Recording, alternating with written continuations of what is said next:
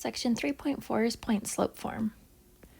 Our goal is to construct linear and exponential functions, including arithmetic and geometric sequences given a graph, a description of a relationship, or two input-output pairs. On page 195, we have, you have learned how to write an equation of a line by using its y-intercept. In this lesson, you will learn how to write an equation without using the y-intercept. You can use the slope of a line and any point on the line to write and graph an equation of a line. Any two equations for the same line are equivalent. So now we're going to look at point-slope form of a linear equation. The point-slope form of an equation of a non-vertical line with slope m through point x1, y1 is y minus y1 equals m times x minus x1. So here we have y is always going to be just y. You'll never change that, just like y equals mx plus b. y1 is the y-coordinate of whatever point we give you. M is still the slope. X again is just x, you never change it, so just like y equals mx plus b, there was always an x, we'll always have an x in point slope. And then x1 is the x-coordinate of whatever point you get. So here's a picture of the graph. When you use y minus y1 equals m times x minus x1, x1, y1 represents a specific point. So you can see they marked a point as x1, y1. And xy represents any point. So xy isn't somewhere specific on this line, which is why we have y and x stay just y and x. And then down here we have a little proof sort of why it works. So given a point x1, y1 on a line and the line slope m, you can use the definition of slope to derive point slope form. So the slope is y2 minus y1 over x2 minus x1 equals m. If we let xy be any point on the line, we can substitute xy for x2, y2. So instead of having y2 minus y1, we'll have y minus y1. Instead of x2 minus x1, we have x minus x1. And this should still equal m because any 2 points on the line will give you the same slope.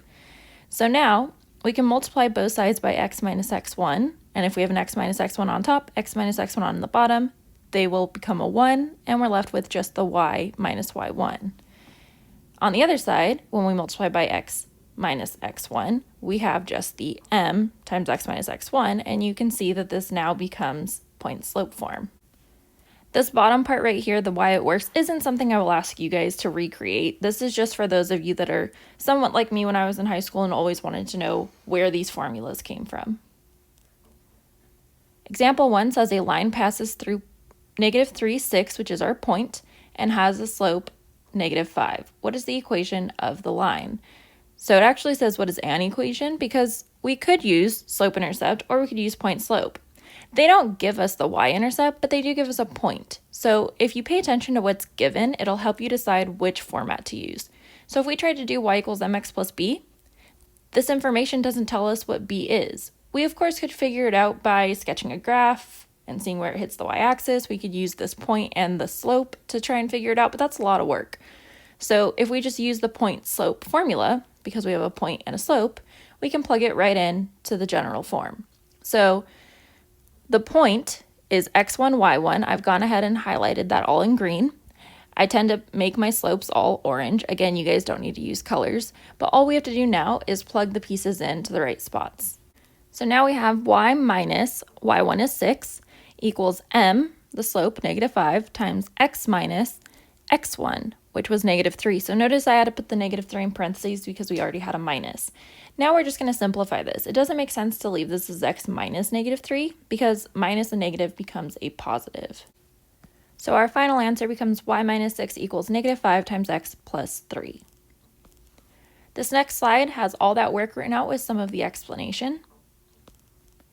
And now I would like you to try number 1 on page 196. Write an equation in point-slope form of the line that passes through the given point and with the given slope, 4, 2, and m equals -5/3.